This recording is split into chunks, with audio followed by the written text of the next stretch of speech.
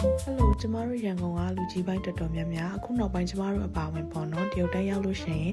ဒီလိုပဲသွေးသုံးတဲ့စီချက်ခေါက်ဆွဲလေးကိုပပပစားတတ်ကြပါတယ်ဒီမှာကျမကတရုတ်တန်းသွားဆရာမလို့ပဲနဲ့တရုတ်တန်းဖိုက်ရအောင်လို့ဒီ menu လေးကိုလုပ်စားဖြစ်ပါတယ်ကျမစီချက်ခေါက်ဆွဲကိုနှမ်းစီသုံးထားရပေါ့နော်ပြီးရင်ချက်သားမှုန့်ရဲ့အချိုးမှုန့်ကလေးနည်းနည်းရဲ့ပဲငက်ပြားရဲ့အကြီးလေးရဲ့ထည့်ပြီးနေပါတယ်ချက်သားကတော့မနေ့ကกินထားတာကြံတဲ့ချက်သားလေးထည့်လိုက်ပါတယ်ပြီးသွားရင်တော့ချက်သွန်မိတ်ကိုညှက်ပါတယ်ချက်သွန်ကြော်လေးလည်းတော့ပင်အနေနဲ့ဖြူပါတယ်အားလုံးပြီးသွားရင်တော့ငရုတ်ကောင်းမုံလေးဖြူထားပါတယ်ခေါက်ဆွဲနဲ့များပေါ်မူတည်ပြီးတော့ရတာအတူရှော့လုပ်လို့ရပါတယ်စီချက်ပြီးတော့ကြာဆိုကျမတို့ပဲသီးတုပ်ဆက်လုပ်ဖို့အတွက်ချက်သွန်ပပလေးရဲ့ဂေါ်ဘီလည်းပပလေးလီထားပါတယ်ဒီဟာကလေကျမ2ရေလောက်ပြုတ်ထားတဲ့ချက်သွေးပေါ့နော်အဲ့ဒီဟာလေးကိုတခြားတုံးလေးတွေလီးပြီးတော့ခုနလီထားတာလေးလည်းထည့်လိုက်ပါတယ်